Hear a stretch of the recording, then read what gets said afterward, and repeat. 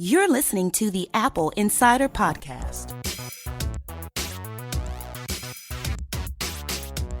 Welcome to episode 107 of the Apple Insider Podcast. I'm your host, Victor Marks, and joining me is the fantastic Neil Hughes. Welcome back, Neil. Hey, when did you replace the Micro Machines guy? Did I speak too fast? It was fast. Would you like me to slow that down for you? It was talented. I liked it.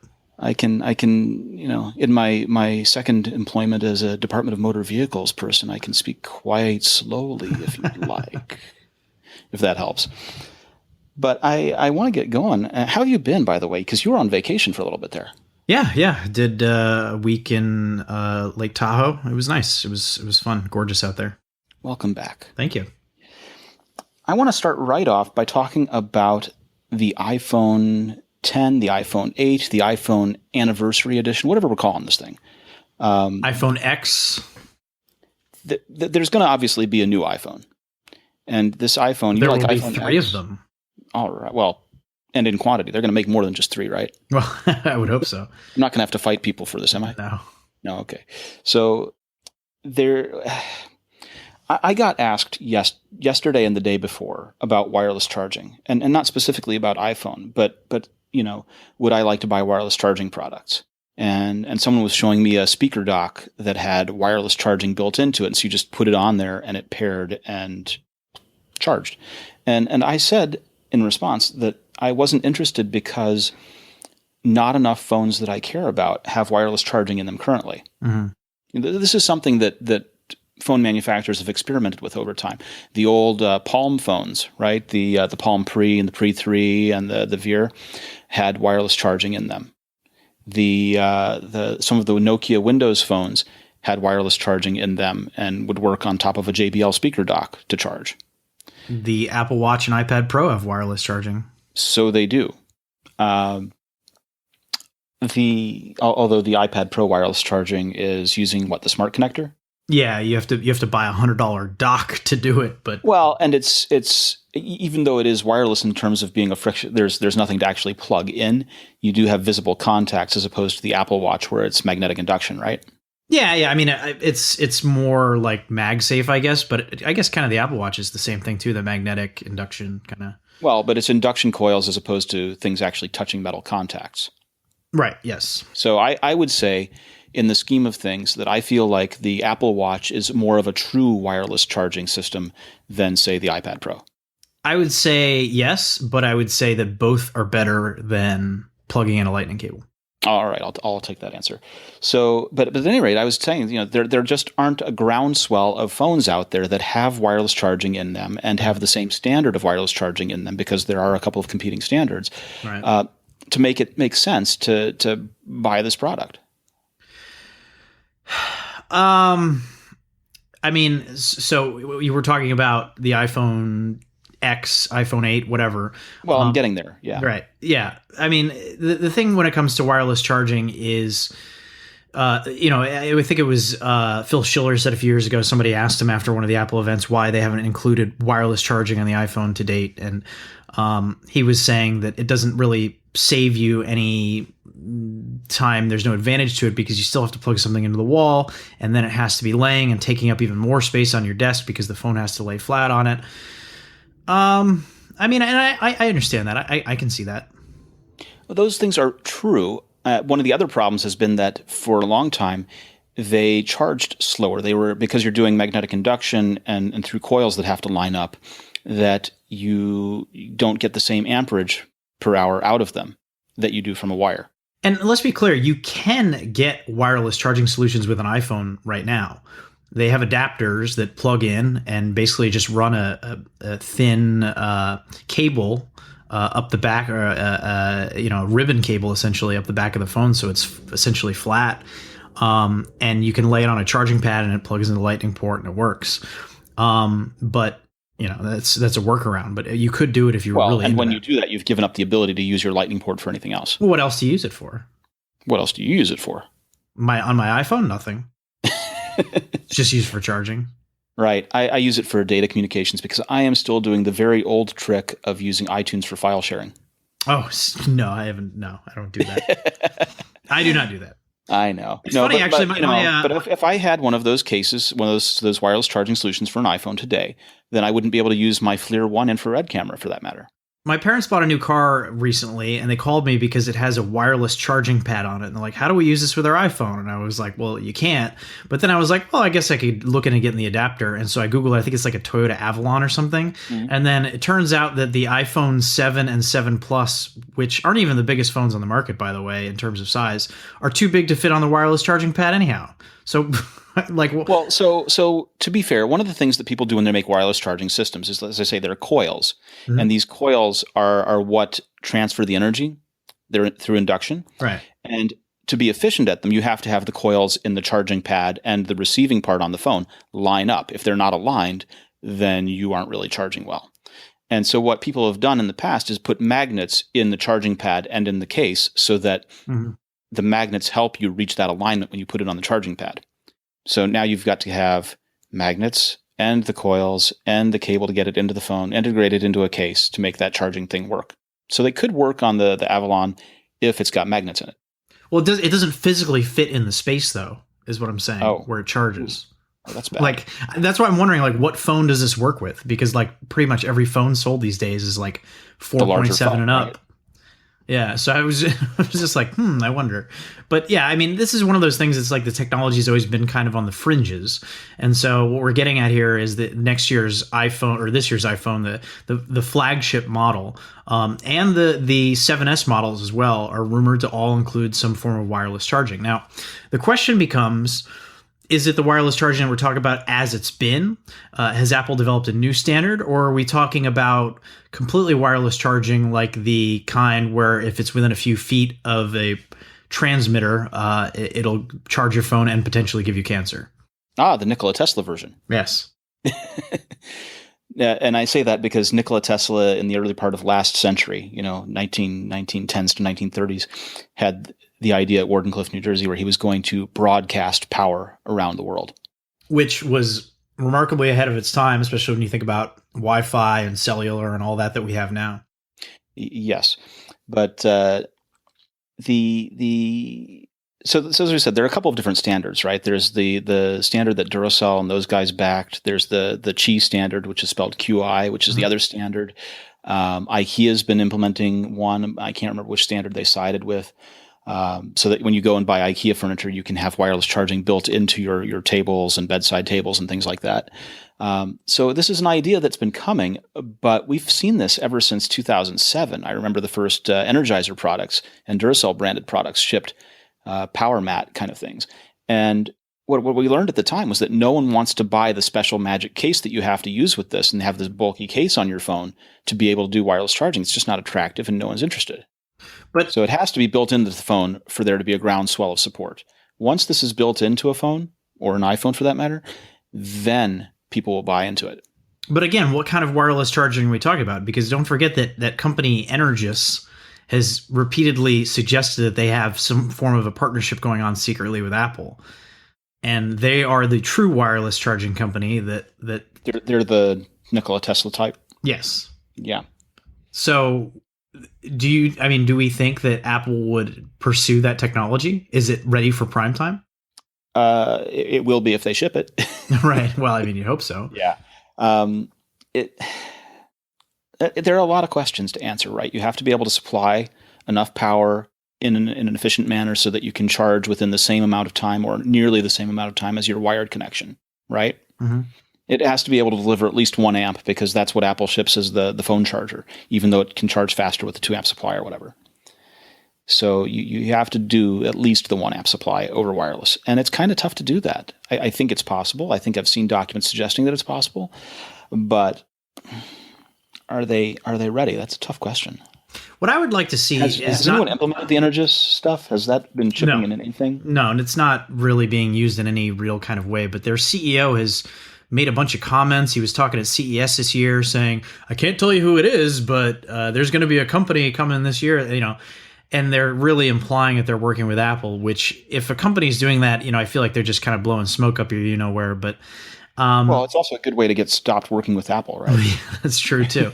How quickly do you want to be out on your butt, right? Because you spoke. I don't think, but the one thing that I think is interesting is obviously you need to recharge your phone at some point, but I don't think that wireless power technology necessarily needs to recharge fully. What if it provided a trickle charge that slowed the consumption of power on your phone?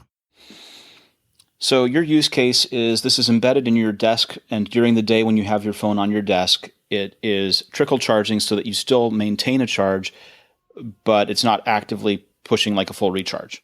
Right, like maybe within a foot or two of the charger, you get a full recharge. It's got enough juice. But let's say within your house, you've got like 100 square feet or something within range of the charger where it doesn't necessarily recharge your phone, but it sends out enough, a small amount of power so that it's not draining quite as quickly. I think that there would be a lot of use cases for that sort of thing too. So there are a lot of questions about how or why that would work, right? If you have your iPads and your iPhones and you've got 2 or 3 iPhones in a family and you're trying to all do that, it drops off pretty quickly because, you have to have enough power behind supplying it for that to work and be able to step up when there are more devices kind of thing. Just as when you plug into a wall charger, the wall charger has to be rated for 4 amps if you want to charge 2 devices at 2 amps kind of thing. And how would it identify which one of those it's charging? And on top of that, battery management inside the phone is critical, as we learned from Samsung over last fall. Right. You can't overcharge a device. You can't charge too quickly. You have to manage the capacity of what you're putting into the battery and monitor its heat as well. There's a lot going on, and it's a tough problem to solve, it seems. Yeah, I wonder about that just as we look toward this, truly wireless charging future that I think inevitably is going to come, even if it's not in the next iPhone. It's still an interesting thing to think about because like the security of it is a great example. If we all have wireless charging of our devices in our homes and it's good enough that you basically never have to plug in your laptop or your phone when you're at home, is just getting juice wherever you are, which is, theoretically possible. How do you prevent, say, your neighbors from leeching off of your electricity? Like, do you have to have electricity? Yeah, I mean, like, it's a little different now because you lock your doors and they can't access your plugs. But, once it becomes wireless, it's basically going to be like, sharing your Wi-Fi password to share your electricity password. Imagine being able to go into businesses like Best Buy is like, oh, hey, we've got wireless power in here. Come on in and recharge your phone and shop our store. It basically becomes what Wi-Fi is now. Well, maybe, although because, it does kind of become analogous to Wi-Fi and guest Wi-Fi. I was thinking about it as if it were more like a utility because you'd set electricity, and because it's a utility, I was thinking about it like satellite TV, where yes, it's something being broadcast through the airwaves, but no, you can't just put up a dish and start receiving it because, well, they catch you. Well, they have to. That's what I'm saying here, though. There has to be some way to secure it so that you're not just leeching off of there has to be an authentication process so where it says you want like an NFC wireless pairing process to say that this device is authenticated to charge from this charger. Yeah, a password or something that needs to be entered to authorize. And so when you're asking how does it know which device is charging, I think that's how it works. Right. Okay. Well, that's interesting. I wonder if that's going to be how it's implemented, or if that's something that's even in consideration thus far. I mean, I would think it has to be. If Apple were to even do some form of short range wireless charging with this year's iPhone, I feel like they would have to add like a menu option, like Wi-Fi, Bluetooth, and then power, like a wireless new subsection in settings to control and manage that kind of stuff. It feels like that's the logical progression of it. Now, to be clear, I don't think that this is going to happen in this year's phone. I don't think the technology is there. And I don't think that Apple is going to do something like that on such a large scale with their best-selling flagship product. I think that is setting yourself up for a major potential disaster if it doesn't work, especially as we saw with Samsung trying to cram too big of a battery into the Note 7. So wait, there's 2 levels of it doesn't work. There's the doesn't work where it explodes and burns down your home or car. Yes. But there's also the level of doesn't work where it just doesn't work very well. Well, right? either of those it's not unsafe. Disaster. It's just doesn't function to people's expectations. And that's one of the issues. So we were talking about this device in the past as having a glass back, right? Or being totally made of glass. Right. Glass is not a fantastic conductor of heat. Right. Right.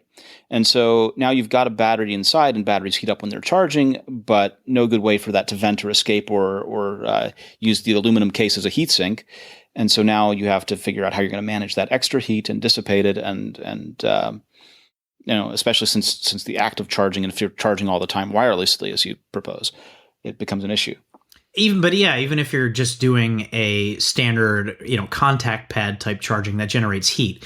And so we had a report that came out this week from Ming-Chi Kuo, our listener's favorite analyst, but a guy who gets stuff right most of the time.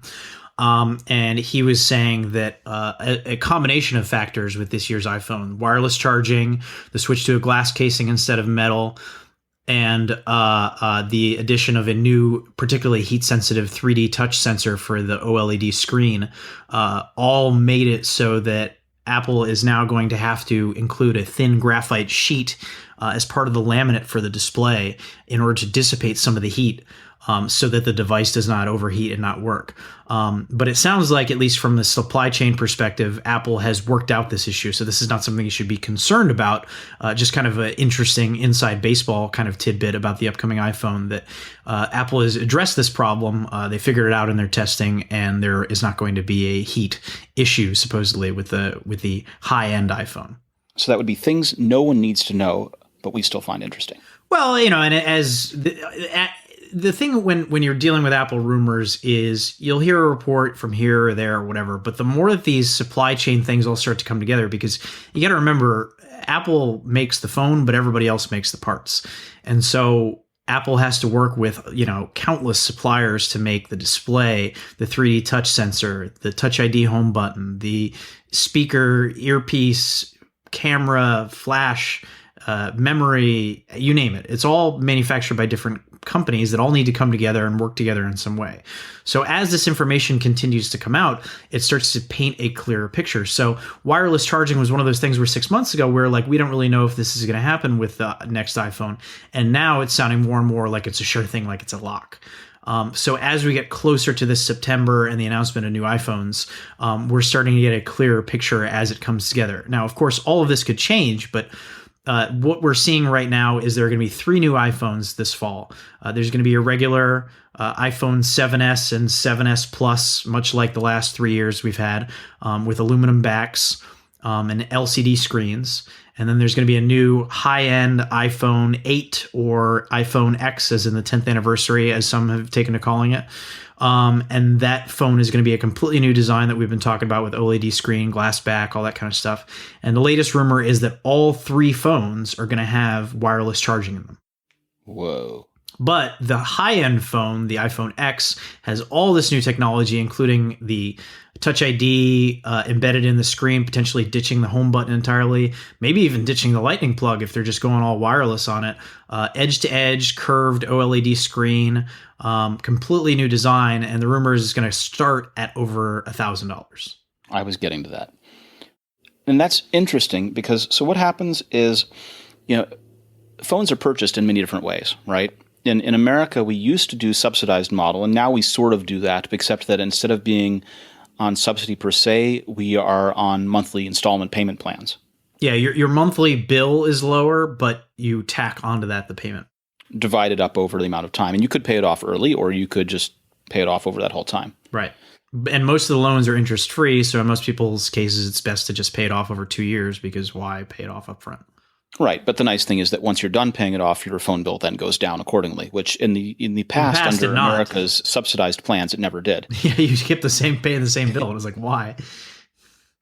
And well, it prompted you to go buy another device, because why would you stick with one and pay more when you could be paying for the new device? Right. But we don't do that anymore in America. In other countries around the world, they're not accustomed to those kind of contracts, and instead they just buy the phone outright at the beginning. And the outright cost of the phone starts at, for a iPhone 7, $650. But it goes as high as $979 for a I thought it was $969 for a 256 gig 7 Plus. 69 or 79, whatever it is. $969. $969 for a 256 gig iPhone 7 Plus. Yes. So stretching that to 1,000 is not a high stretch, right? It's noticeable because 1,000 is a big number, but it's not a sweeping change. Yeah, and the expectation is that certain components, like the new 3D touch sensor, are going to cost considerably more than the ones that were in the previous phones because the switch to OLED. The OLED screen is going to cost more. Obviously, embedding components in the screen is going to cost more. So I think that there are ways that Apple could kind of, justify the cost beyond the new design. Like, for example, memory is one of those things where Apple charges $100 more for doubling your memory every time, but it doesn't really cost them that much. It's just a way for them to, Well, the cost of RAM from Apple has been a discussion going back to the Apple II days. Well, and the reason why Apple prices RAM the way they do is because RAM is produced, as we know, as everything else, in the Far East. But the RAM factories and also the storage companies, for that matter, tend to be subject to supply and demand changes where weather impacts them. When there's a giant storm, they're unable to produce. Right. And so the cost of RAM goes up. And so Apple prices it in such a way that when the cost of RAM is low, great, they make money. But when the cost of RAM is high, they aren't now losing money and don't have to change the price of the product accordingly to keep the same profit margins. Yeah, and they are now charging... They absorb those changes, right? Because of the dual camera system on the iPhone 7 Plus, they're now charging $120 difference if you go with the larger screen than the previous $100 difference. So, they have creative accounting ways of justifying what they charge. And so you see the average selling price of an iPhone is now, almost $700, the highest it's ever been. So to get to that $1,000 is not really that much of a stretch. And an easy way for Apple to do that is they could just start off with 256 gigs of RAM or memory, or RAM would be excessive, but memory, or 512. Even if they did a 512 for the high end model, making it the largest capacity ever, and that would be one way for them to keep the margins up while to the consumer making it appear like it's a great deal. And this is the thing, right? We begin to use these things not just as phones, but it's possible to use them as almost primary computing devices. Yeah. So spending that much for a full-fledged, communicator and computing device is not necessarily out of bounds. I don't think it's that crazy. I was having a discussion with somebody yesterday who has a ceramic Apple Watch. And he was saying that he kept it because he likes it and he likes the way it looks and all that. And the thing costs like $1,000, I think, or whatever. And I was thinking about it, and I was saying, if they made an Apple Watch that had an LTE radio in it and more than 8 gigs of capacity, I would gladly pay over $1,000 for that device. You like your Apple Watch? Well, I would like to leave my phone at home too. There is that. It would be nice to go out for a night or whatever, go for a run and not have to, transfer stuff over or be able to change my music on the fly without having to have it saved locally on the device. And, there were some new Android Wear 2 devices announced this week that have LTE radios in them, and the battery life is hit or miss, basically. But I think that, that's an inevitable product that's going to be coming, where we'll get LTE in the watch. And what's the value proposition of that to you, right? Most people probably don't want to pay $1,000 plus for an Apple Watch because to them, it doesn't offer that much value. But for me, if it's going to replace my phone and allow me to just leave my phone at home, and I can still text if I want, I can still call if I want, I can still listen to my music, I can still do all the stuff that I like to do with my phone, and it's in a very small wearable package that lasts a full day, I think that's great. I think that would be worth it to me. But as you say, these are our personal computers. They're more personal now than they've ever been. What's that worth to you? So true. It really is. And I think about it, right? The watch can do a lot of things. I haven't been wearing the Apple Watch, and in fact, I got a message from a fellow who asked me if I still had one for sale, because I was thinking about moving one of the Apple Watches out of here, and it occurs to me that with a little bit more work, another generation of Apple Watch, it's probably becomes the device that our phones were 7 years ago. For some people, yeah. I don't think that for a lot of people, they're never gonna give up the screen because they like to watch movies and that's. Oh no, it's a totally different use. But if you think about when you bought the iPhone 7 or 8 years ago, Right. Yes, it had a big screen on it, but the things that you were using it for at that time were largely stuff like light email, some messaging, and maybe some navigation with maps. Right. Plus or minus a few other features. And so to say that that's now the watch is not out of bounds. Right. No, I agree. And I think that as the platform grows and becomes more independent from the iPhone, in much the same way that the iPad and even the iPhone had to get independent from iTunes and plugging into your computer, even though you still apparently do that. Hey. I think that is going to be really when the watch can stand on its own legs, is really when it's going to be a pretty exciting device that's more than just a something to pair to your phone. As it is right now, I think the watch is about 75% functional without a phone, but it'll be nice when we get to that 99 to 100%. Yeah. And Mikey wrote about a patent this week about the Apple Watch and the notion that future Apple Watch owners might be able to just exchange data with a handshake or a fist bump. Yeah, I mean, little gimmicks like that I think are interesting, and they're kind of fun. People appreciate the novelty and stuff like that. What's interesting is that used to be an iPhone application. Years and years ago, I think 2009, 2010, there was an application named Bump, and it existed so that when you were near someone, you could knock your phones together briefly, and it would identify that they had knocked together and that it was ready to send in a contact record. And while so you that could was exchange business cards or whatever, while that was pretty novel and frankly stupid, let's not forget that was in the early days of the App Store, and that was the kind of stuff that wowed people and sold iPhones. Apple featured it in a commercial. That was a feature that people were really excited about, even though it was kind of gimmicky and stupid. Those are the kind of things that can make or break platforms. Those kind of like cultural moments where people are like, oh, wow, I can do that. And it kind of opens their eyes up in a way to seeing technology in a way that maybe they didn't see it before. Well, so the problem with that is that it was very intentional. You had to unlock your phone, it was dumb. Open the application, and be ready to bump. And the other person also had to be a user of the application. When you change that and integrate it into an Apple Watch so that it's running at an OS level, it's always ready to go. You've just given it your contact record as the one you want to exchange when you shake hands. Now, when you meet people and they shake hands as well, they'll have done that setup and it will just happen. That contact exchange will just be there. Now, think of it, most people have business cards and they exchange them when they do meetings face-to-face. But for the most part, you can buy 500 business cards and make it through a year. But when you go to CES or one of these conventions, right, you can blow through a 500 bag of cards in 2 days. It's very easy to run out of exchanging contact information. And you don't have any context for where you met that person, under what circumstances, or anything else. Now, when it's built into the watch, it knows your location, right? And you can give it some context. So this becomes a more interesting and maybe more useful way of handling contact records. And people have tried solving that contact exchange thing for a long time. There are all kinds of apps right now. It needs to be built in at the operating system level, though. It has to be. Yeah. It really has to. I don't think this is something that Apple would necessarily pursue, though. Maybe. Well, it's a minor feature. They'd spend 2 days implementing and walk away. Right. It's not a tentpole feature that is the core of why you own this thing, but it's one of those things where when you own this thing and it's useful for other reasons, this one supports that. But you raise a good point about how location awareness and frictionless implementation of these sorts of services are a key to their adoption. The fact that Apple Pay automatically pops up when you hold your phone or your watch near an NFC terminal, and then all you got to do is just hold your finger over the scanner to pay for your item.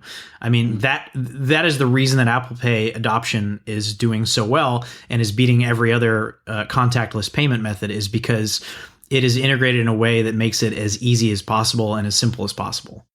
Yeah, and it has to be. This is a problem that people have been trying to solve since the days of Palm OS, where people used to use infrared from their Palm devices to exchange cards. And when you can say, have we had a previous greeting before? Where was the location we met previously? Is this a personal exchange or a work exchange? Is this a name-only kind of exchange? How does this person fit within my social network? How many degrees away are they from me? Kind of thing. Really can inform and be a lot more useful than that 2-inch by 3-inch paper card. Oh yeah, absolutely. And the paper card, you lose it, it's a waste. If you get it on your phone, you can search it. It's easy to find. Those are the kind of things that, as time goes on, eventually digital is going to replace because it's more practical and just has more value. I can't wait for that to happen. I've been trying for so long. LinkedIn used to have a fantastic application for sucking in business cards and putting them in your phone contact record, and it was so good. I think Evernote does something like that too. Yeah, I don't want to use theirs. Well, they charge you money if you use more than 2 devices anyhow. Yeah. I tell you though, we're talking about some of the simple applications and stuff for apps. We ran a story this week. Mike wrote for us about the best third-party weather apps for your iPhone and your iPad, because of all the weird weather that we have going on right now. We've had about a foot of snow dumped here in Brooklyn today, and I did want to make note February. You know that, right? Well, yes, but it was 65 degrees here yesterday. It was a record high, followed by a blizzard. That's the weird weather, followed by winter. Yeah. So anyhow, we had a good roundup, and I would encourage people to check it out just because, Apple's stock weather app, while it gets the job done, there are some more interesting options out there. And I've been using Carrot Weather for a few months now, and it is the best third-party Apple Watch app you can get, and it also works great on your phone. But one of the things that I really like about it is it does like hyper-specific location-based stuff. And it does it in a low power way, so it actually doesn't drain much of your battery. I've checked because I constantly now have that location icon in the top right. But it'll let you know within like 15 minutes when it's about to rain or whatever. And it's one of those great applications we were talking about, knowing your location, knowing contextually where all the kind of stuff that you want. If you enable it, it'll say, hey, rain's going to start in 10 minutes. You get a little tap on your wrist, when you may not be checking the weather, may not be thinking about it. It goes out of its way to alert you and let you know. And that's the kind of stuff that is really exciting for me when it comes to technology. How do those notifications compare with the ones from Dark Sky? I haven't paid for Dark Sky, so I looked into it before I got Carrot. I know some people are turned off by Carrot because part of its gimmick is that it kind of makes jokes and is a little snarky about the weather. But you can actually turn that off in the settings. Carrot, I think, is like $3 or $4 for the app, and then if you pay $250 a year subscription, it gives you the hyper local Apple Watch, and it checks every 30 minutes for updated weather. And they have a complication that's really great. So even on the small watch face, you can get both temperature and conditions on one small corner complication. Which makes it a little more efficient. But the alerts that come in are really great. It'll just say, hey, in the next 10 minutes, it's going to start raining and it's going to last for about 45 minutes or something like that. And it's based on not your wide area, but more down to like your street level. Yeah, and that feels a lot like Dark Sky for me. It's actually the same data pool they're pulling from. Oh, okay. So I'm going to stick with Dark Sky then because I've already paid for it. Yeah, no, it's the same thing. Some people were saying that they were getting better results with Carrot, and also the Carrot Apple Watch app is really, really great, which is why I went with it. But if you have Dark Sky, you're getting essentially the same thing. That's good to know. So, yeah, and they've done a good job of making that data pool available, and they've got an API so that other developers like Carrot can write to it. I think it was one of those things that really impressed me because I know there are certain weather geeks out there, but to see people take that much interest and passion in doing it right and then making it available to others was really kind of inspiring. Yeah, so both Carrot and Dark Sky are included in our roundup, and you can find it in the show notes, so I'd encourage people to check that out. Yeah. Let's move away. I want to talk about TV. So the big news from this week was that a fellow named Timothy D. Twerdahl was the head of Amazon's Fire TV team, and he is coming to Cupertino to fill a similar role in the head of the Apple TV department. It's real easy to read into these kind of hires and these kind of things, but one man does not change how Apple works. One hire does not change how the business operates. Over the years, they've brought in a lot of talented people with a lot of different kinds of experience, but I once asked some people who worked for Apple, how they go about deciding what happens to a product and what the product development path should take. How do features make it? How do things make it in or out? And obviously they have a plan. They have an idea of what the thing they're making should be. But when it comes to features, it's not a management instructs unless it comes from someone like Tim Cook or, formerly Steve Jobs. It's that the managers do it more democratically, that they're okay with being overruled, that it's about letting the best idea win, as opposed to dictating that this is our path as product manager. And so, Toradol is probably going to come in and give direction and take also direction from, folks like Eddie Q and Tim Cook. But that the ideas that he's bringing and the commitment to this product segment are probably going to have some effect or impact on what we get as a device. Well, I'll give you a personal story with Apple TV to let you know how far it's come, even though we're not fully appreciative of that sometimes. Last night, I was trying to watch the season premiere of the new 24, which aired after the Super Bowl. The 24 Legacy, right? Correct. And I had it set to record. I was at a Super Bowl party, but of course it didn't record on time because the Super Bowl went into overtime. So I couldn't watch my recorded version on my cable. So I was like, well, I'll just watch it on demand. Tried to watch it on demand last night and kept getting an error from Spectrum, Time Warner, whatever you want to call them, the company that rips me off. And and it said, oh, this won't work. We can't play it. Not available right now. Not available right now. And it's like, well, this is insane. So I just said, screw it. Switched over to my Apple TV. It's a bit of a pain because Time Warner and Spectrum don't play nice with Apple's single sign-on, even though the Fox app does. Kudos to Fox for that. But the sign-on process was relatively simple. Had to go to a website, enter in a code, and then log into my Time Warner account. And then I was on and I streamed it. The commercials were annoying, but hey, it was there and it worked. As soon as I started watching it and then paused it and backed out, it asked me if I wanted to sync it with the TV app to remember where I was watching and what I was doing. I said yes.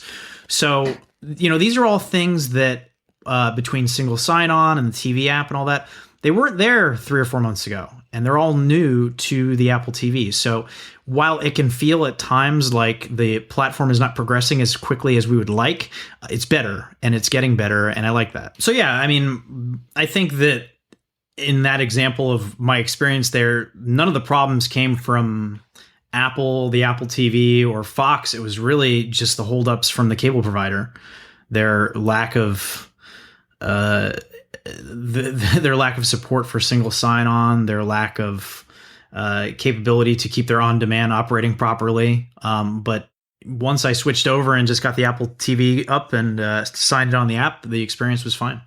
Yeah, and I've been messing around with other ways of doing TV boxes. I've put together a Raspberry Pi with Kodi on it, and so I've gotten familiar with what it's like to watch video over that. And I could have watched 24 Legacy over that, but I would have had, just as you had these steps for setting up and coordinating with your cable sign-on and things like that, I would have had additional steps as well to pick from. So none of these things are perfectly smooth the first time, for sure.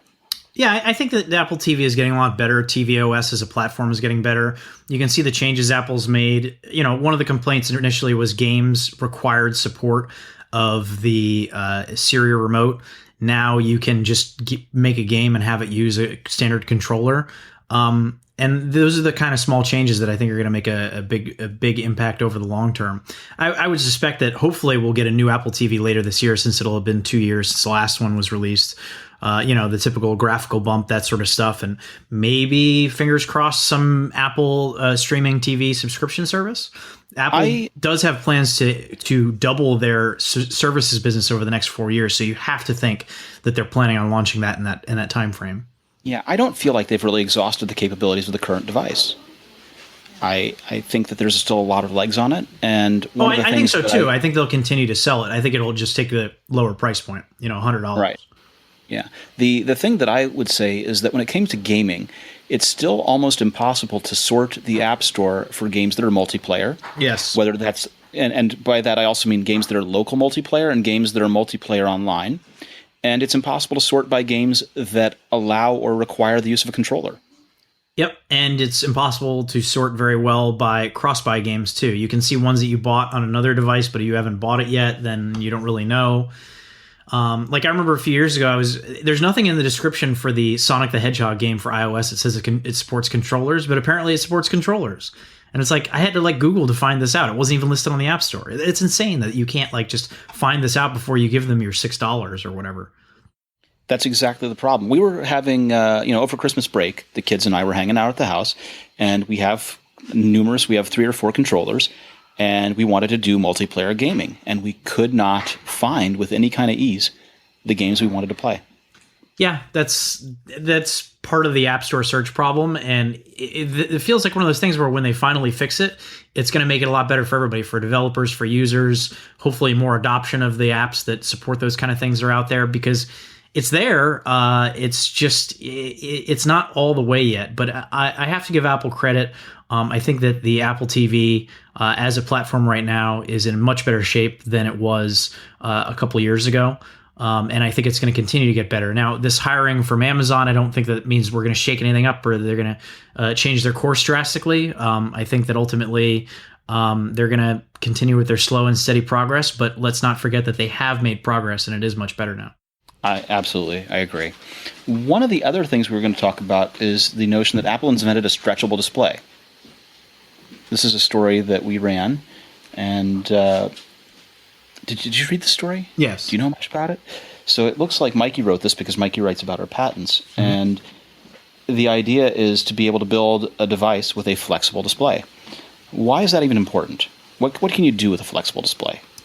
Well, I mean, in the shorter term, if we're talking much longer term in terms of future technology, obviously something that you could fold up, or like a newspaper that you could fold up and stow in a bag or something would be interesting. But in the shorter term, Apple is even looking at bendable displays right now for the next iPhone, because not necessarily in the sense that you bend it, but that it's bent in terms of the production process, so you can then have curved designs and stuff like that.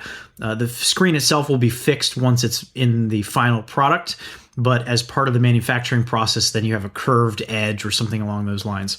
That is where flexible displays have their advantages in the immediate term. Thinking longer term, as this patent is with Apple, they could even have a display that could be stretched or bent in certain ways. I'm not sure how much of a utility there is in stretching a display. Certainly interesting, but I think you can imagine, for example, a phone that if you were to pull it out of your pocket and was a small, thin design and then could be unfolded into a larger screen, would certainly be an interesting concept. And I know that Apple's had patents to that effect as well. This is one of those very deep forward thinking future technology ideas that Apple has in their patents that may never see the light of day, but is certainly interesting to think about.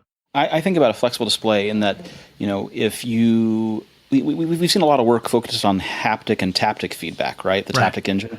So what if you have a flexible display and now you can cause some of those portions of the screen to raise up or lower down to indicate where you should press on the screen or where a control is, or even as a result of that kind of thing. We've seen some of these devices. There was a company a few years ago that had a dynamic cover that went over an iPad screen that would give you some sort of a textual feedback on your fingertips, so you could feel where keys should be as you type, which is an interesting concept, and Apple has patents to that effect as well. So yeah, certainly when you have a flexible or stretchable display, that is an interesting application where you could put textures essentially on the screen to give a different kind of feedback and a different kind of feeling. We know that Apple is interested in this between their investment in 3D Touch and now with the upgraded Taptic engine in the iPhone 7 that offers dynamic input as you do things like scroll and stuff in iOS on the new iPhone. So they like to blur the lines between what you can feel and what's tangible, and then what is a simulated feeling or digital as well. So it's not surprising that they would be looking into this technology, whether or not they can find a practical application for it. And lastly, Tim Cook's been going about Europe, and he popped up at the University of Glasgow and spoke about Steve Jobs as his inspiration. So, Cook noted that Apple wasn't an activist company, but that a company, they speak up when the company has interests or they're relevant to the company as a whole. They talked about the company speaking out on the immigration issue that came up recently. But Cook's big instruction to the students was not to use money as a motivating factor, that the difference between earning working to earn is very different from that and loving a job, and that the drive for money wears out, or that it's never enough, but working for something that you love never gets old. And he said that Jobs was a primary influence in his life, and that he took a risk on him when Cook was only 36 years old, and Cook helped him, and Jobs helped him focus. That helped him really understand that he was on the wrong path in life, and gave him that focus. So it's one of those kinds of things where we always love a good Steve Jobs story, and it's nice when another one comes out, isn't it? Yeah, and this has been a productive trip, I think, for Tim. He's been all over Europe, making Germany, appearances. France, yeah.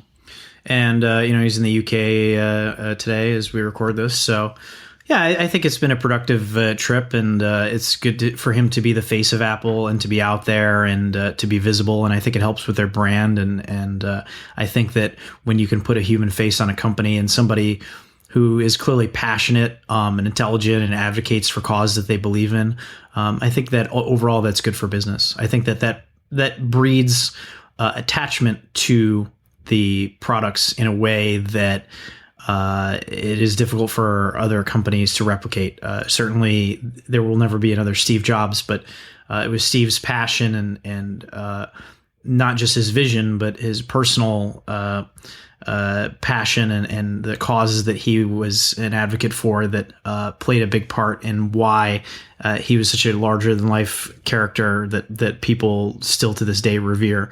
And it's good to see that Tim Cook has taken on causes that are important to him, and I think that ultimately in the long term that's going to reflect well on Apple's business. Obviously, there's more to it than business, but if you're looking at it from that perspective, I think that breeds a loyalty to the company and to their products that go well beyond just making a good phone. I agree. So this brings us to the close of the Apple Insider podcast. Oh, no, it doesn't, because you know what? There's one more thing that I want to talk about. You told us at the very beginning of this that you were in Lake Tahoe. You told us you went out there. So are there any home movies from this? Can I watch anything? Yeah, I'm actually working on a review of the new GoPro Hero 5 with the Karma grip that they sell as an accessory. Not to be confused with the Karma drone. This is actually a stabilizer with battery that gives you some super smooth footage. So I was excited to go out there and test because this was my first time skiing since owning an Apple Watch. So I had like a ski mountain specific face on there with all controls on there. So I used an app called Slopes that lets you know how far you go, how much time you spend on the lifts, how fast you're going, all kinds of neat stuff. And then you can actually get GoPro controls on your Apple Watch as well. So I tested out all of it with the new GoPro Hero 5 and the Karma grip, and really came away super impressed with the results. I've owned GoPros for years, and as longtime listeners of podcasts will know, I have a kind of love-hate relationship with the company because they make great products, but they really don't have much in the way of vision or foresight in many ways. But the quality of footage of the combination of the Karma grip and the Hero 5 is really quite impressive. The stabilized footage looks really fantastic. I showed you earlier, Victor, a clip of some of the stuff that I had filmed while I was out there as I was working on the review. And it just looks, it's night and day, the professional look that it has with that stabilized footage. It's not perfect, they did make it very simple, so you can't there's no physical control for panning on there or anything like that. But again, if you're going down a mountain at 40 or 50 miles an hour, you don't really want to be messing around with that anyhow. You kind of want to just hold it and shoot, which is GoPro's philosophy, which is why all their stuff has a fisheye and all that as well. And, like I said, I've used this stuff in the past, and you mount it on your chest or on your pole or whatever, and it gets, this shaky footage, and you can do things to stabilize it, but it's not the same as having an actual stabilizer on there. But true to GoPro's form and their outright stupidity, the Karma grip it's got a handle on it that is also the battery, and it's a big, heavy, bulky thing. So the Karma grip comes with a mounting thing so that you can mount it on a helmet or mount it on your chest or on your pole or whatever you want. But currently, you have to do that with this giant, heavy battery, which makes it pretty useless to mount on your head. I mean, nobody would want to do that. I did mount it as a chest mount, but again, it was like this big, weird thing in the middle of my chest.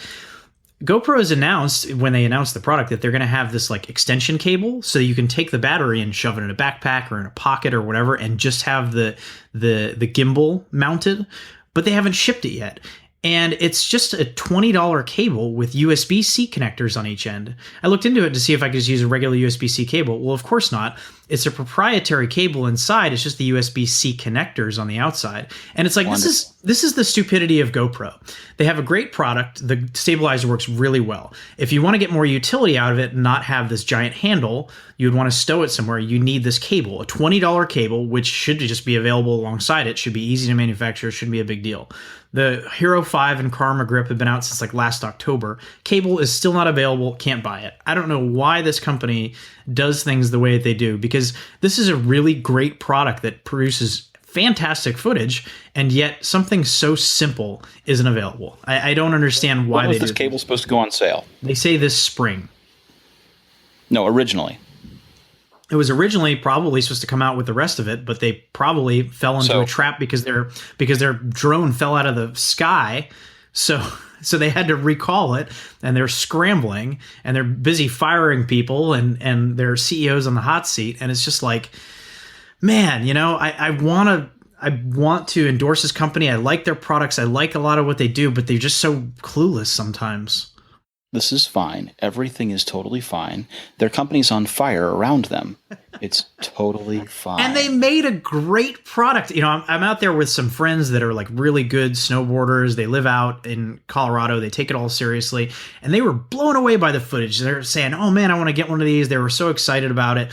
Everybody is really impressed by this product, but it's just like little things that they can't get right. And it's like, why can't you get the little things right? It's so important to get the little things right, and they just can't do it. But the iPhone connectivity was great. So, you stop, have lunch, whatever, connect my iPhone to the GoPro directly. It uses Bluetooth and Wi-Fi for quick pairing, quick data transfer, all that kind of stuff. You can stream the video, and of course it downscales it so you can stream it quickly to your phone. But then there has a feature where you can tap and say, I want a screenshot of this moment. And so what it does is it stops and gets the high resolution screenshot, transfers it to your phone. You can post it on Twitter, Facebook, whatever you want. I mean, their integration with iOS is really impressive. They did a great job with it. It's just a shame that they can't get the little things right. That is a shame. Well, parting thought. Is there anything else you want to tell our listeners before we wrap up this episode? Well, I'll have a review of the GoPro coming up in the next few weeks. I've got some products here that I need to knock out some reviews on, including a portable Apple Watch battery and charger. That's a pretty neat product. And some headphones that I'm going to be reviewing. And we've got the new Beats X coming out on Friday, so keep your eyes peeled for that review as well. And yeah, as we keep going forward and into March, where we're expecting some new iPads, keep it locked to Apple Insider. Excellent. Well, Neil, where can people find you on the internet? You can read all of my musings at Apple Insider, and you can follow me on Twitter at thisisneil, Neil. I'm your host, Victor Marks, and you'll see more of me here at Apple Insider. And this is episode 107. Thank you so much for listening, and we'll see you all back here next week.